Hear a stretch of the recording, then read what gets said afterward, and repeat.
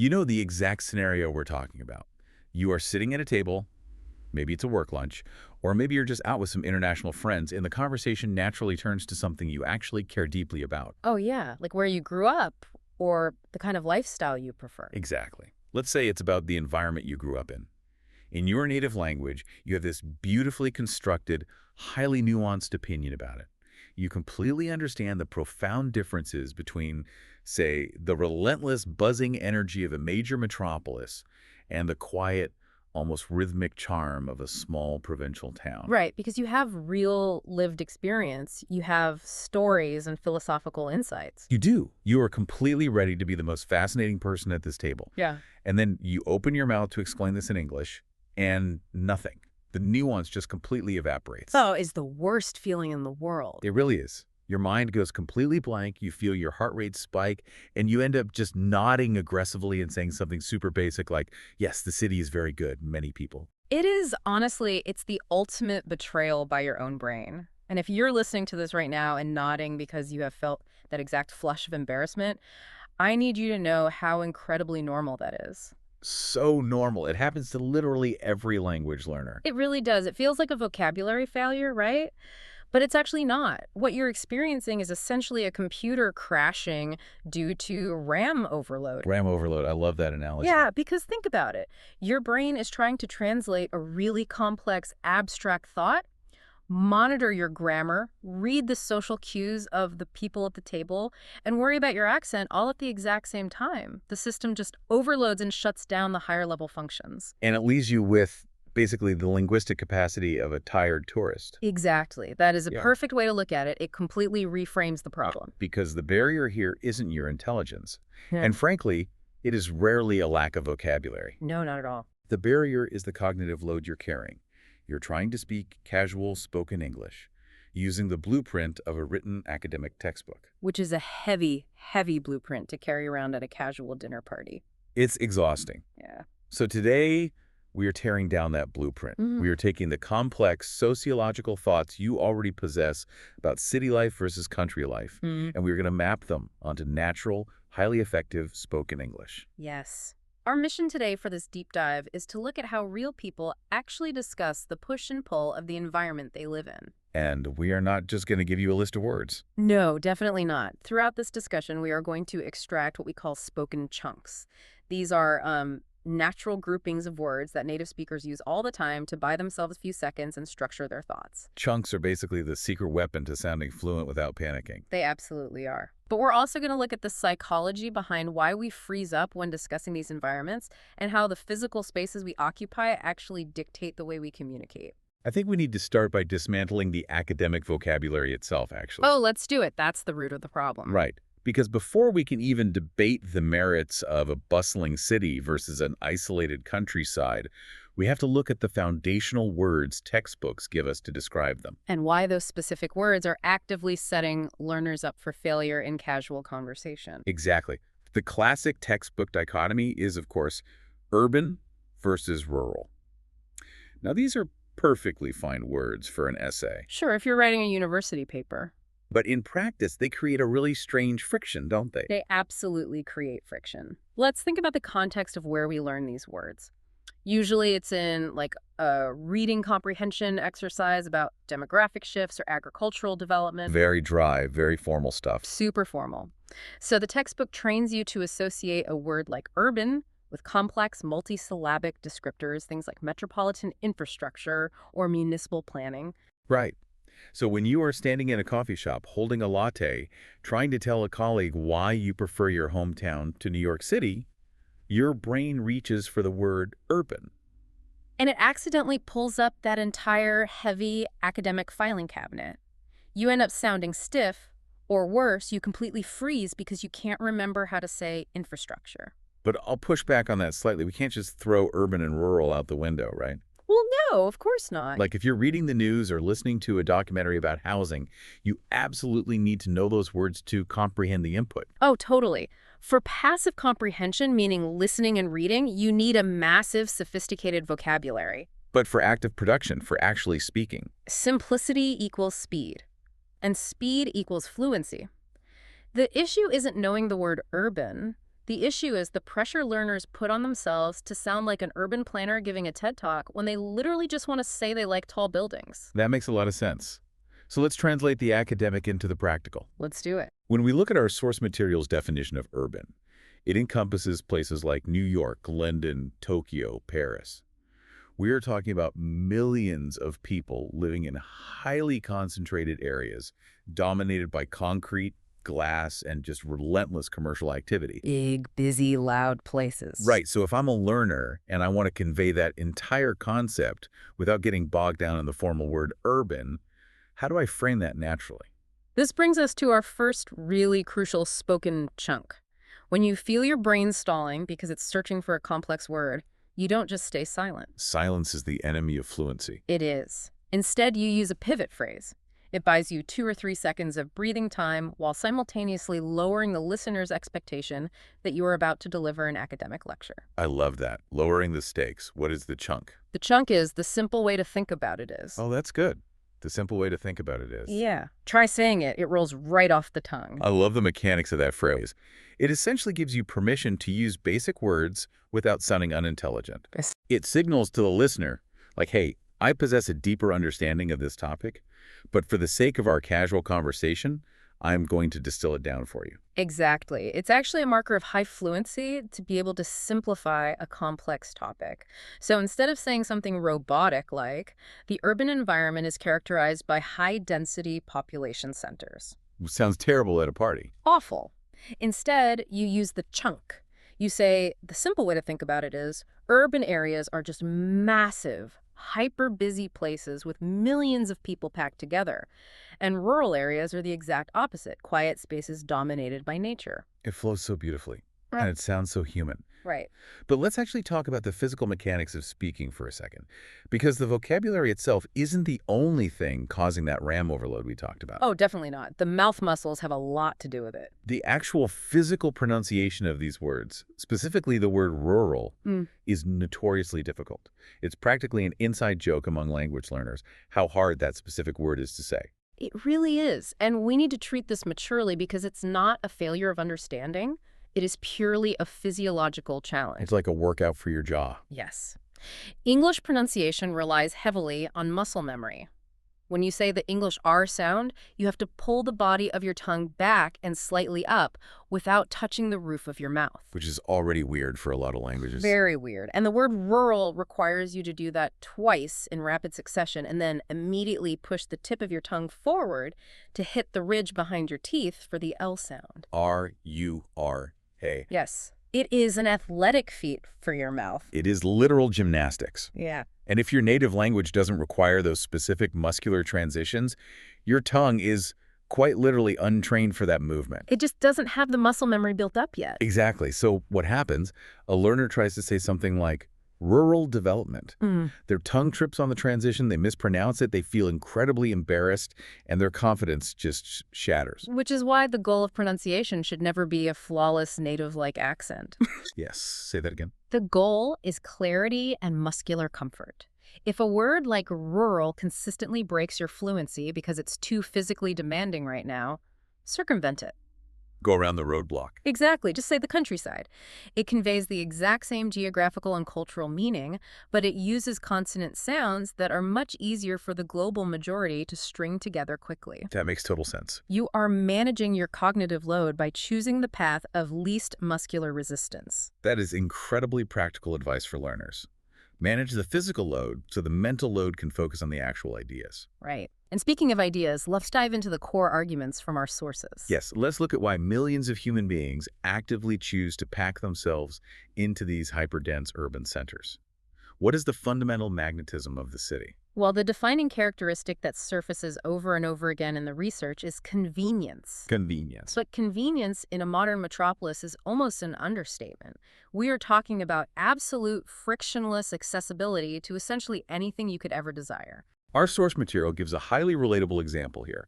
It's 11 p.m. on a random Tuesday, and you suddenly decide you want Thai food. A very specific craving. Right. If you live in a major city, this isn't a problem to solve. It's a minor logistical step.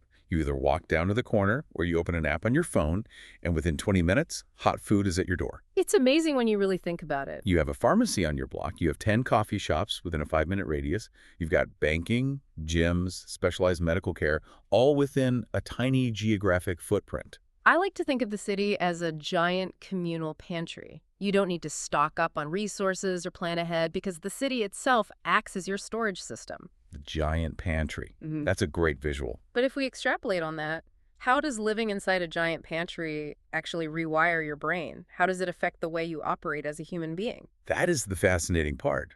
It creates an environment of hyper-spontaneity. Hyperspontaneity. Explain that. Well, when the friction of acquiring things is removed, your brain just stops allocating energy to long-term logistical planning. If you want to see a niche independent film, you just walk to the theater. You don't have to plan a whole weekend trip around it. Exactly. Yeah. If you want to try Ethiopian cuisine for the first time, it's just 2 subway stops away. Yeah. You become incredibly adaptable to the immediate moment because the environment supports instant gratification. Right.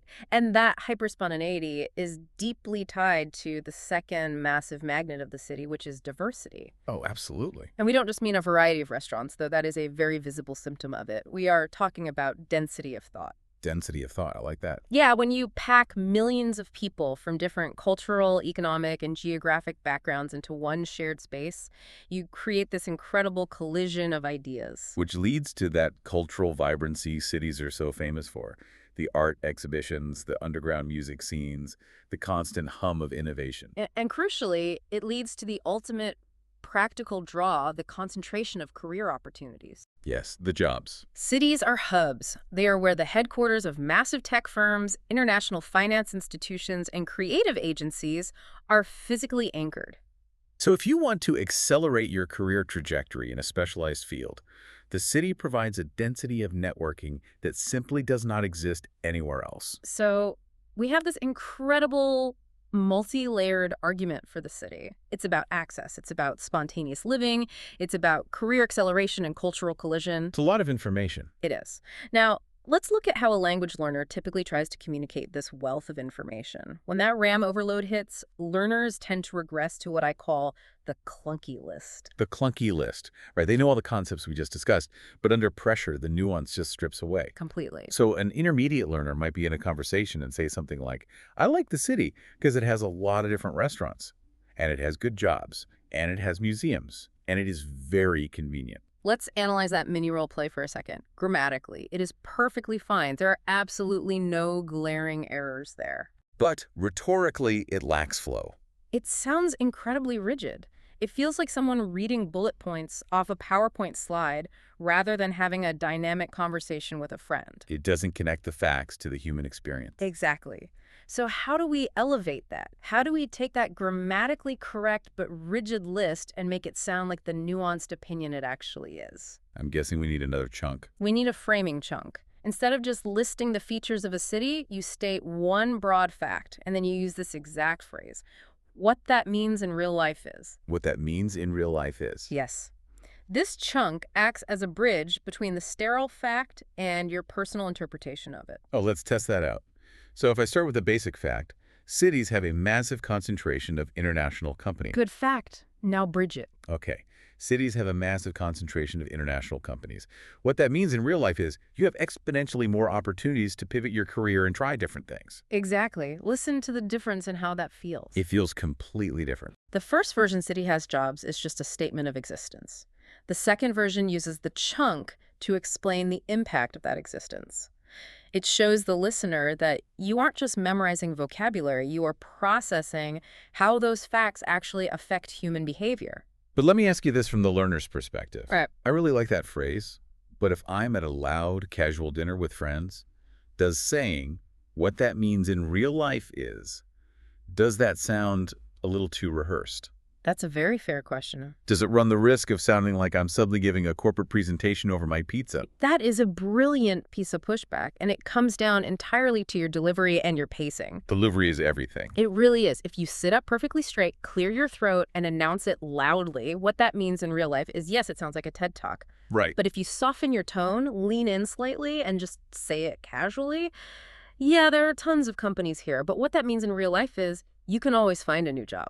It sounds incredibly conversational. It sounds like you are sharing a personal insight, not reciting a textbook. It's all about matching the rhythm of the environment. Which is a perfect segue, actually, because the rhythm of the environment in a city is notoriously brutal. Brutal is the right word. We just praise the city for its hyper-spontaneity and its endless access, but that exact system comes with a massive compounding tax. It really does. The friction of millions of people trying to access the same instant gratification at the exact same time creates severe bottlenecks. And that brings us to the immense toll of urban living. The dark side of the giant pantry. Yes. The most obvious manifestation of this friction is what we call rush hour. Which is a slightly ironic term if you think about it. Highly ironic, because during rush hour, nobody is actually rushing anywhere. They're crawling. Barely moving. It's that synchronized window in the morning and the evening where the entire workforce attempts to move simultaneously. And our source material highlights this beautifully with the concept of the traffic jam. It notes that in a dense urban grid, it can easily take you 40 minutes to travel a mere 5 kilometers in a vehicle. 40 minutes for 5 kilometers. You are sitting inside a machine engineered to go 150 kilometers an hour, and you are being outpaced by someone walking on the sidewalk. The psychological frustration of the illusion of movement, combined with total stagnation, it's incredibly draining. It really burns people out, and if you abandon the car and decide to go underground, you face a completely different kind of toll. Ah, the subway. The subways during these peak hours are just a study in sensory endurance. You are physically compressed against total strangers in an enclosed metal tube. So uncomfortable. This constant invasion of personal space day after day, it literally triggers a low-grade fight-or-flight response. Your cortisol levels, your stress hormones are just chronically elevated. And it doesn't stop when you exit the train either, because the city assaults you with sensory overload above ground as well. Let's talk about the noise for a second. The noise is constant. It is relentless. It's the wailing of sirens bouncing off these concrete canyons, the aggressive honking of gridlocked traffic, the percussive drilling of endless construction projects. It's a wall of sound. And alongside the noise pollution is the physical pollution. The sources point out the reality of smog, that toxic blend of smoke and fog generated by vehicle exhaust and industrial output. You are literally breathing in the byproduct of millions of people's convenience. When we talk about how the environment shapes our communication, this sensory overload is a massive factor. Think about how people communicate in a crowded, noisy city street. It is highly transactional. Very fast, very blunt. Exactly. It is efficient because nobody has the mental bandwidth or the physical quiet to engage in deep, meandering dialogue while a garbage truck is loudly backing up right next to them. And to add insult to injury, you are paying a massive premium for the privilege of this stress. The cost of living in these urban centers is exorbitantly high. It's astronomical. The source shares a staggering anecdote about a friend paying $1,500 a month for an apartment so tiny that it barely fits a bed and a kitchen sink. $1,500 for a closet. Literally a closet. Yeah. You are spending a majority of your income just to secure a tiny, noisy box to sleep in, just so you can wake up and join the rush hour all over again. So as a language learner, how do you express this complex web of frustration without sounding like you're just whining? Right. Nobody wants to sound like a complainer at a party. Because what often happens is a learner will try to summarize all these negative points and get tangled in this massive, breathless, run-on sentence. Oh, I've heard this happen so many times. They'll say, I don't like it because the rent is too high. Yeah. And there is so much traffic, and the air is dirty, and my apartment is small, and they just run out of grammatical runway and crash. Yeah. It's the linguistic equivalent of a traffic jam, actually. There are too many ideas trying to exit the mouth at the same time. That is a perfect metaphor. Exactly. So we need to manage the traffic. We do that by using a pivot structure centered around one incredibly powerful vocabulary word. And what's the word? Overwhelming. Overwhelming. That is a fantastic word. Let's really unpack the mechanics of it. Let's do it. When something is overwhelming, it means the volume or the intensity of the input exceeds your brain's capacity to process it comfortably. It's just too much. Right. It's not just a synonym for bad. It's a specific description of sensory and mental saturation. Right. It acknowledges the complexity of the situation. So instead of that exhausting list of complaints, You use a pivot chunk that balances the positive with the negative. Give us the chunk. You say, I enjoy the convenience of the city, but sometimes the sheer pace of it becomes overwhelming and I just need a break from the noise. Let's look at the architecture of that sentence because it is brilliant. I enjoy the convenience of the city. You start by validating the environment, which shows maturity and nuance. It shows you aren't just a hater. Exactly. Then you say, but sometimes the sheer pace of it becomes overwhelming. You use the word but to pivot, and overwhelming to summarize the noise, the crowds, and the stress in one elegant blow. One word does the work of 5 sentences. And then you finish with, and I just need a break from the noise. It is the perfect linguistic encapsulation of the urban dilemma. I actually want to pause here and ask you, the listener, to engage with this directly. Yes, get involved right now. I want you to visualize the most chaotic, bustling urban center near where you live. Imagine standing on the busiest intersection during the peak of rush hour. Cars everywhere, horns honking. Does that intense density of energy make you feel excited and invigorated, or does it trigger that feeling of being overwhelmed? Say your answer out loud right now, Yeah. wherever you are. Yeah, literally right now. Well, wait. Use the word exciting or use the word overwhelming. Say it to the room. Speaking it aloud is literally the only way to bridge the gap between passive understanding and active fluency. It trains the muscles. Now, when that urban overwhelm hits its absolute zenith, when you feel like you cannot endure one more wailing siren or buy one more $8 coffee, Yeah. the human brain naturally seeks its antithesis. We want the exact opposite. We start fantasizing about the pull of the countryside. We dream of trading that hard concrete grid for soft, organic green space.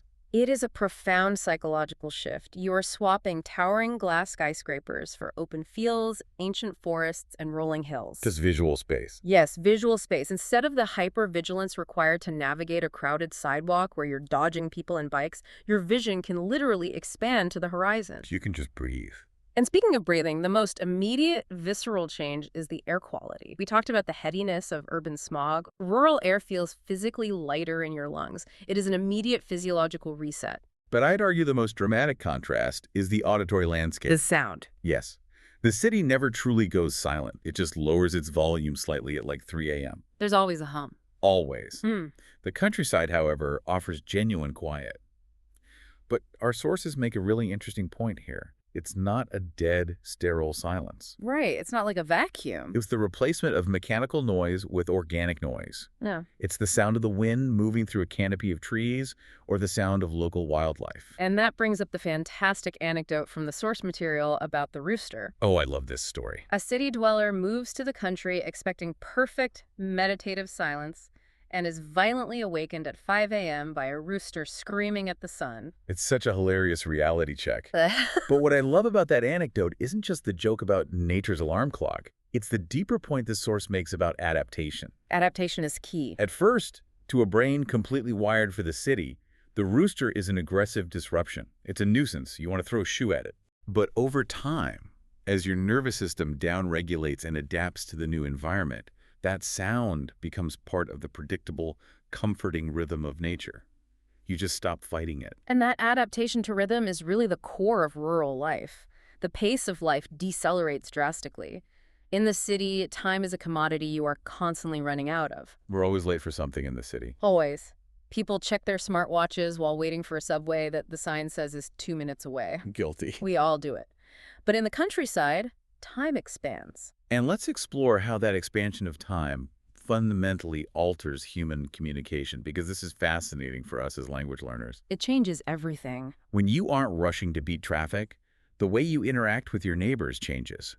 In a densely packed apartment building in a major city, you might live inches away from someone for a decade and never learn their last name. Because the sheer volume of people forces you to remain anonymous to protect your energy. You can't be friends with a million people. But in a rural setting, that anonymity just evaporates. Because there are fewer people, each individual interaction carries much more weight. You have the time to talk. You do. If you bump into a neighbor at the local post office, it's not just a transactional nod. You stop. You inquire about their family, their property, the weather. The communication shifts from being purely efficient to being deeply relational. You are actively maintaining the social fabric. And that social fabric is what we call community. And in a rural setting, community isn't just a nice, warm feeling. It's a functional necessity. It's survival. It means there is a collective safety net. Crime rates are generally much lower, and there is a deep culture of mutual aid. If a severe storm knocks out a power line or a fallen tree blocks the main road, you don't just sit there and wait for the municipal government to come fix it. Because they might not come for days. Exactly. Instead, your neighbors show up with chainsaws and tractors to help you solve the problem together. And we have to mention the massive economic relief of this lifestyle. That intense financial pressure cooker of the city, it just vanishes. The cost of living is completely different. The source notes that for the exact same monthly cost as that tiny, claustrophobic $1,500 city apartment, you could mortgage a multi-bedroom house with an expansive garden in a rural area. You are literally trading instant convenience for physical space. So we have this beautiful, idyllic picture of peace, space, and community. How do we synthesize this when we are speaking English? If someone asks you to compare the two lifestyles, how do you do it without just listing pros and cons like a robot? We need another chunk. We do. You use a chunk that creates a balanced contrast. When you want to sound objective and thoughtful, you essentially set the two concepts on a scale. I like that imagery. A scale. The chunk is very simple, but the rhythm is what makes it work. You say, cities offer more blank, but the countryside provides more blank. Okay, let's fill in those blanks. Yeah. Cities offer more sheer excitement, but the countryside provides much deeper peace of mind. Notice how the word but acts as the fulcrum on that seesaw. You are validating the energy of the city while clearly stating the superior benefit of the country. It is an incredibly mature way to structure an opinion. It really is. I do want to throw a wrench into this idyllic pastoral painting, though. Oh, here comes the reality check. We have to. Because as beautiful as the countryside sounds, especially when you are completely burnt out from the city, our sources demand a reality check. The countryside is not a magical, problem-free paradise. Far from it. The exact factors that create that peace and quiet also create massive logistical nightmares. And as an English speaker, you need to be able to articulate the downsides of rural life just as effectively as the upsides. This is where we confront the myth of the simple life. The primary challenge of rural living is the dark side of open space, which is profound isolation. Right. Remember the city pantry analogy? The ability to get Thai food at 11 p.m. You can't do that in the country. No.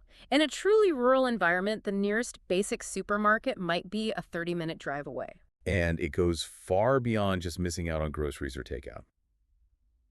What if you have a severe medical emergency? That's the scary part. In the city, an ambulance is there in 5 minutes. In the country, the nearest specialized hospital might be an hour away. That isolation ceases to be peaceful and becomes genuinely precarious. On a more day-to-day level, that isolation breeds a very specific kind of boredom, particularly for younger demographics. Yes, the teenagers. The source material highlights how teenagers in rural areas frequently struggle with the lack of structured entertainment.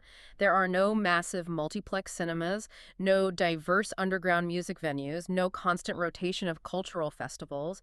You are entirely responsible for generating your own stimulation. And as those teenagers grow into adults, that lack of entertainment translates into a severe lack of economic opportunity. The job market is tiny. It's a critical limitation. If you live in a village of 800 people, the local economy is likely sustained by agriculture, localized trades, or small-scale retail. If your ambition is to be a venture capitalist or a software engineer specializing in AI, or an international corporate lawyer, the rural environment structurally cannot support your career trajectory. You are almost universally forced to migrate back to the urban centers to find specialized work. And even if you attempt to circumvent this by working remotely, you immediately slam into the brick wall of rural infrastructure. Oh, the infrastructure. Let's talk about it. The physical systems that make modern life seamless are often severely neglected in areas with low population density. Let's look at transportation. Public transit in a rural setting is largely non-existent. There's no subway out there. Maybe there's a single regional bus that passes through twice a day. If you miss it, your mobility literally drops to zero. Which means the ownership of a personal vehicle is not a luxury. It is an absolute survival requirement. And a car isn't just a one-time purchase. It requires constant capital. Gas, insurance, repair. Exactly. Fuel, insurance, maintenance, winter tires. If your car breaks down in the city, you just take the subway. Yeah. If your car breaks down in the country, you're essentially trapped on your property until it's fixed. And the infrastructure deficit extends into the digital realm as well. The sources bring up the incredibly frustrating reality of rural internet access. While cities are blanketed in high-speed fiber optics, rural areas are often reliant on outdated, sluggish networks. Oh, the dreaded buffering. It's the worst. There is a special kind of modern psychological torture where you are trying to conduct an important Zoom meeting from your peaceful country house, and your video freezes every 30 seconds, leaving your face stuck in a bizarre grimace while your audio drops out entirely. It completely shatters the illusion of the effortless country life. It absolutely does. Yeah. Now let's look at how an English learner typically complains about these infrastructure issues. A frustrated learner might revert to very fragmented English under pressure. Right, back to the clunky list. They might say, the country is bad. Internet is slow, no buses, cars expensive. It gets the point across, sure, but it lacks narrative pull. It's just a list of grievances. So how do we restructure that complaint so it sounds compelling and fluent? Give us the tool. We use a storytelling chunk. We invite the listener into a specific scenario rather than just throwing bare facts at them. The chunk is, let me give you a simple example. Let me give you a simple example. I really like the psychology of that chunk. When you say, let me give you a simple example, the listener's brain actually perks up. Because humans are wired for stories. Yes, you are signaling that you are about to move from an abstract complaint to a tangible, relatable situation. Exactly. So instead of just saying internet is slow, you say the infrastructure can be incredibly frustrating. Let me give you a simple example. If you work from home in the countryside, it's frustrating because the internet might stop to buffer every 30 seconds. That is so much more persuasive. It paints a picture. And if we extrapolate on all these rural challenges, the cars, the internet, the distance to the hospital, it fundamentally rewrites what simple living actually means. Living in the country is not simple. Not at all. It requires a massive amount of logistical foresight and self-reliance. You cannot be spontaneous. You have to meal plan for the week, because you can't just pop out for a carton of milk. You have to know how to change your own tire, reset your own breakers, and manage your own property. It requires an entirely different skill set than urban living. The city outsources survival to the infrastructure. The country requires you to build your own infrastructure. Well said. So we've painted these two extreme polarities, the hyper-convenient but deeply overwhelming city and the peaceful but logistically demanding countryside. It feels like a binary choice between chaos and isolation. But human beings are endlessly adaptable, and we constantly seek the middle ground. Yes, let's talk about the compromises. Because for the vast majority of people, living at either absolute extreme isn't sustainable. The most prominent structural compromise we've built is the suburb. The classic suburb. Let's define that clearly. A suburb is a predominantly residential area, meaning it is zoned mostly for housing rather than massive commercial or industrial use that exists on the immediate periphery of a major city. The suburb is designed to be the ultimate buffer zone. You get a house with a driveway and a small yard for your children to play in, escaping the suffocating density of the city. Right. But because you are geographically adjacent to the metropolis, you can still access the high-paying jobs and the specialized medical care. Another variation of this middle ground is the small independent town. We're talking about a municipality with a population of maybe 40 or 50,000 people. It's big enough, but not too big. Exactly. It's an ecosystem that is large enough to support a local hospital, several supermarkets, a decent school system, and a core downtown area with restaurants.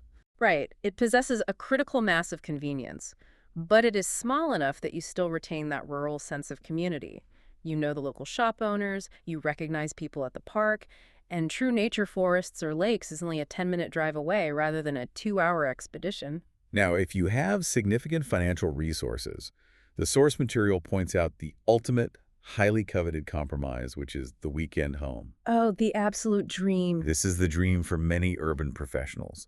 You maintain a sleek, efficient apartment in the heart of the city for the work week. You ruthlessly capitalize on the career networking, the fast-paced energy, and the convenience from Monday to Friday. And then on Friday evening, you execute a geographical and psychological pivot. You drive out to a quiet, isolated property in the country to decompress, breathe clean air, and reset your nervous system for 48 hours before diving back into the urban machine on Monday morning. It is literally partitioning your life to extract the best elements of both environments. But let's be realistic, the dual home lifestyle is a massive luxury. Huge luxury. For the average person living in the suburbs or a small town, accessing the economic engine of the city requires a different kind of sacrifice. And this introduces one of the most defining vocabulary words of modern adult life: A commute? the commute. It is the heavy tax you pay for the middle ground.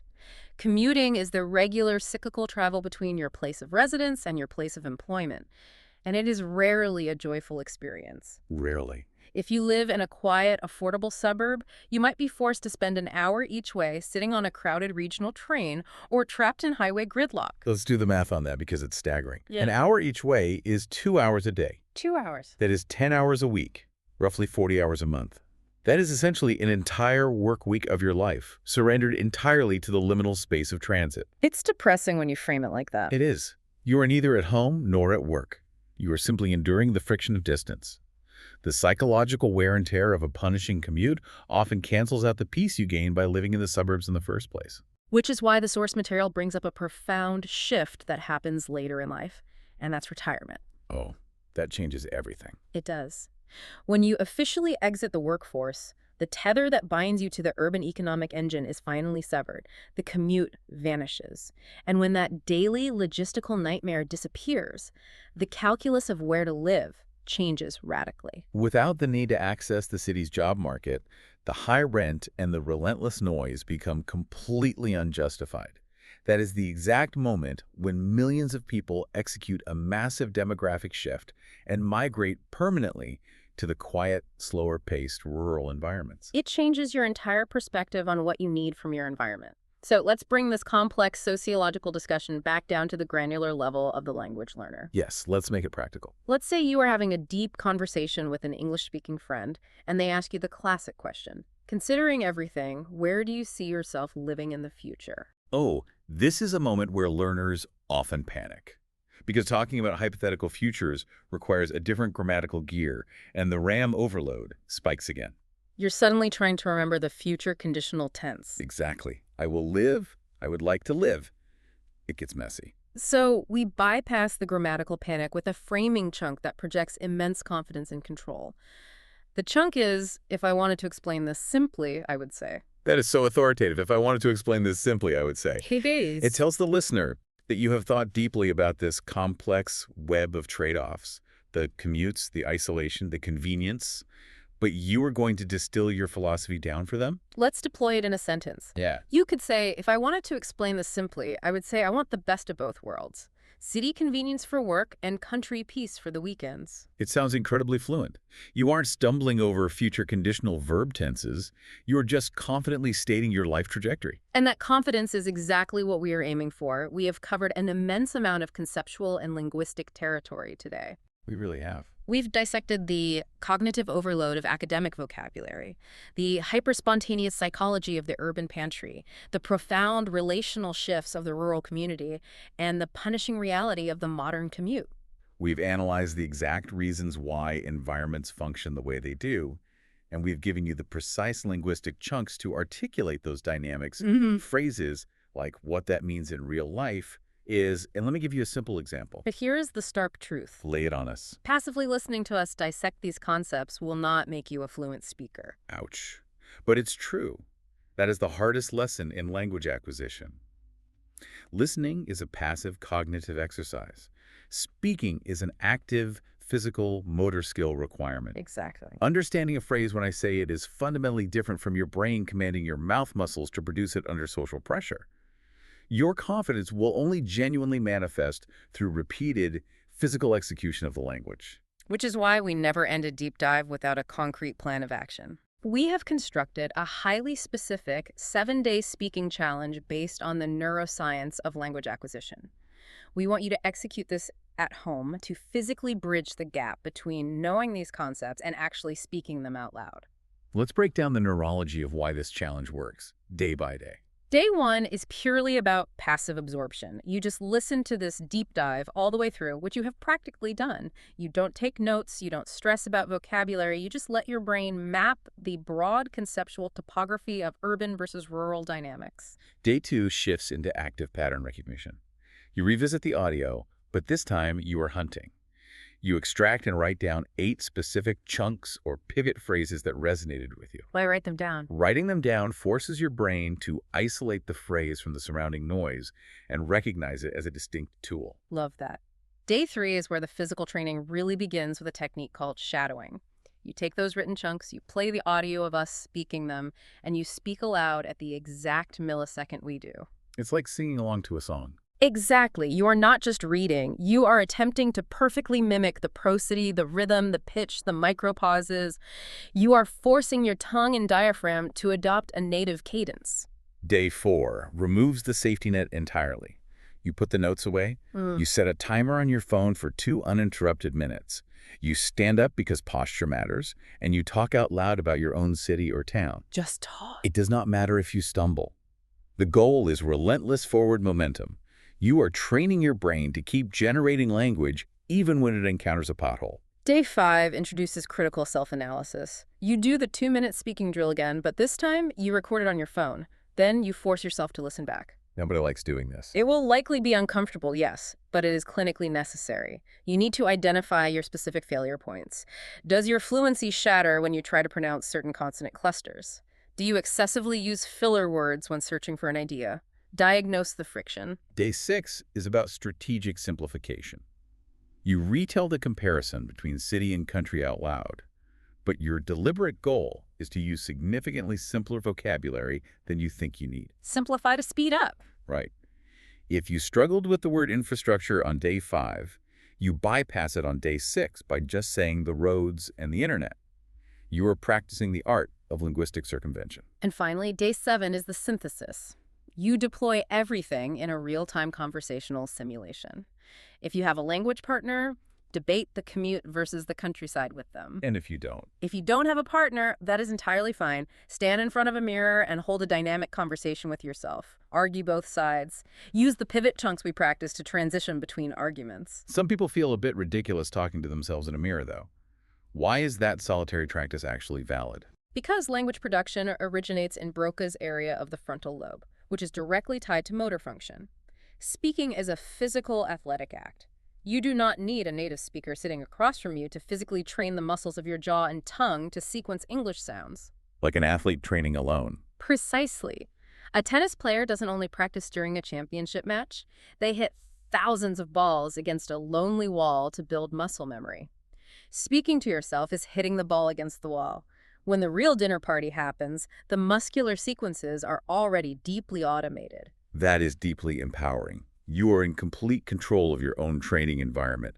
So let's pull all these threads together to summarize the journey we've taken today. We started by dismantling the academic rigidity of textbooks, realizing that fluency isn't about using words like metropolitan, but about clearly communicating the realities of big, busy places. We examined the intense magnetism of the city, how living inside a giant pantry of absolute convenience breeds hyper-spontaneity, accelerates careers, and collides cultures together. But we also faced the heavy compounding toll of that exact environment. We looked at how the sensory overload of noise, smog, and the relentless friction of rush hour elevates our stress and makes communication highly transactional. We learned how to gracefully articulate that overwhelm without sounding like we were just complaining. We then explored the profound psychological pull of the countryside. We discussed how expansive space and lower populations shift human interaction from the transactional to the deeply relational, fostering genuine community. We analyzed the rhythm of nature, yes, even the 5 a.m. rooster, and how our nervous systems adapt to it. Yet we didn't romanticize it. We confronted the harsh reality that rural simplicity is a myth. It actually demands intense logistical self-reliance to overcome the isolation, the lack of economic diversity, and the crumbling infrastructure of bad internet and absolute car dependency. And finally, we navigated the compromises of the suburbs and the heavy temporal tax of the daily commute. And weaving through all of that, you acquired the structural architecture to speak about these complex ideas fluently. You learned to bridge facts with impact using the chunk, what that means in real life is, and to tell relatable micro-stories with. Let me give you a simple example. Before we close out, we want to leave you with one final, slightly provocative thought to reflect on, drawing from everything we've analyzed today about how environments shape us. We noted earlier that the environment you crave shifts radically as you move through different seasons of life, from the aggressive career building of your 20s to the desire for peace and retirement. The bustling, loud, chaotic city that feeds you with kinetic energy and endless novelty today might be the exact environment that drains your soul and overwhelms your nervous system a decade from now. Conversely, the quiet, isolated rural town that you currently view as agonizingly boring might eventually become the sanctuary you desperately seek. So take a hard look at the physical environment you are occupying right now. Ask yourself, is the pace, the infrastructure, and the social fabric of the place you live right now actively preparing you for the person you intend to become in the future? Or are you simply enduring an environment that no longer serves your growth? It is a profound question about the intersection of geography and identity. We want to thank you immensely for dedicating this time to dive deep with us. Tackling a second language, especially the psychological hurdles of speaking it actively, is incredibly demanding work. But the sheer fact that you are engaging with this level of analysis proves that you are doing the work. You are pushing past the RAM overload. Keep hitting that ball against the wall. Keep speaking out loud. Embrace the muscular mistakes, and remember that you are genuinely improving your fluency every single day. If this breakdown shifted your perspective or gave you practical tools you can actually use, please take a second to hit the subscribe button for Everyday English Academy. Leave a like on this video, and most crucially, share this deep dive with other learners in your network who might be struggling with that exact same conversational freeze. The larger this community grows, the more we can demystify the psychology of language and help everyone speak with genuine, relaxed confidence. Keep analyzing, keep practicing those chunks, and we will catch you on the next deep dive.